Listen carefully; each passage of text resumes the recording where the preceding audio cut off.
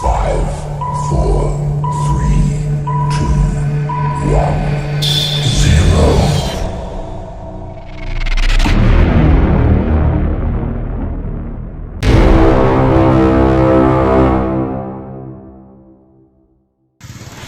Assalamualaikum warahmatullahi wabarakatuh. Perkenalkan, kami dari kelompok 4 akan menjelaskan tentang kerusakan jalan, terkhususnya bagian informasi alur dan sungkur. Sebelumnya, perkenalkan, nama saya Maulana Abdul Aziz Fajri, nomor WP 20010223.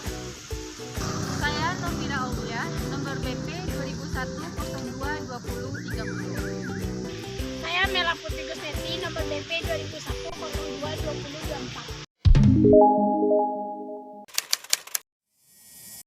Kerusakan jalan yaitu suatu kondisi yang menunjukkan di mana struktural dan fungsional jalan sudah tidak mampu memberikan pelayanan optimal terhadap lalu lintas yang melintasi jalan tersebut. Adapun contoh dari kerusakan jalan, yang pertama yaitu retak atau cracking, kemudian cacat permukaan atau surface defect, kemudian perubahan bentuk atau deformation, dan cacat tepi atau edge defect. Selanjutnya, faktor yang mempengaruhi kerusakan jalan yang pertama dari lalu lintas itu sendiri, seperti peningkatan beban yang melebihi rencana. Yang kedua, non lalu lintas. Yang pertama contohnya yaitu air, seperti drainase yang tidak baik. Yang kedua, iklim seperti tropis dan curah hujan yang tinggi. Yang ketiga, material konstruksi seperti material yang jelek atau pelaksanaan yang tidak sesuai.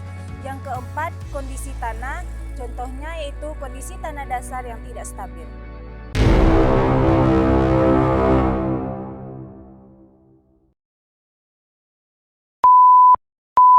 Deformasi merupakan kerusakan pergerasan jalan yang berupa perubahan bentuk. Kerusakan ini menyebabkan perubahan bentuk permukaan pergerasan dari bentuk aslinya. Perubahan bentuk atau deformasi ini dapat terjadi akibat dari beban lalu lintas, pengaruh lingkungan atau cuaca, dan lemahnya tanah dasar. Adapun jenis-jenis dari perubahan bentuk, yang pertama alur atau roots, yang kedua gritting atau corrugation, yang ketiga amblas atau depression, dan yang keempat sungkur atau softening.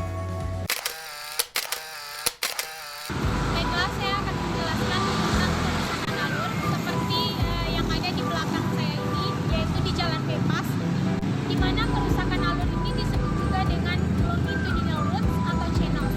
Kerusakan alur ini merupakan turunnya perkerasan jalan ke arah memanjang pada lintasan roda kendaraan akibat beban lalu lintas yang berulang pada lintasan yang sejajar dengan as jalan.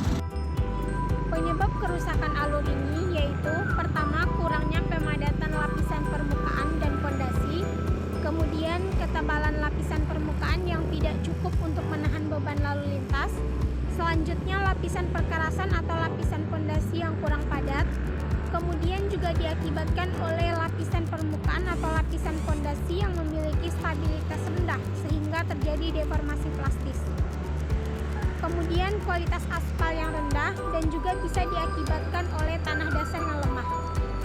Cara perbaikan dari kerusakan ini yaitu jika penyebabnya di permukaan, maka bisa ditambal di seluruh kedalaman atau di overlay dengan hot mix.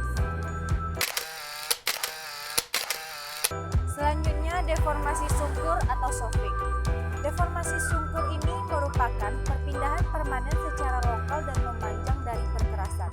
Karena saat lalu lintas mendorong perkerasan, timbul gelombang pendek di permukaan. Kerusakan ini terjadi akibat perubahan plastis pada permukaan perkerasan yang terjadinya bersamaan dengan amblas atau alur. Kami telah melakukan survei lapangan di Jalan Kelok Puranji, Kota Padang, di mana pada jalan tersebut terdapat kerusakan sungkur. Kerusakan sungkur ini disebabkan oleh beban lalu lintas, di mana beban lalu lintas akan mendorong berlawanan dengan pergerakan dan akan menghasilkan ombak pada lapis pergerasan. Kerusakan ini juga disebabkan oleh aspal yang tidak stabil dan terangkat ketika menerima beban dari kendaraan. Ada beberapa faktor yang menjadi penyebab dari kerusakan sungkur ini. Yang pertama, stabilitas tanah dan lapisan perkerasan yang rendah. Yang kedua, daya dukung lapis permukaan yang tidak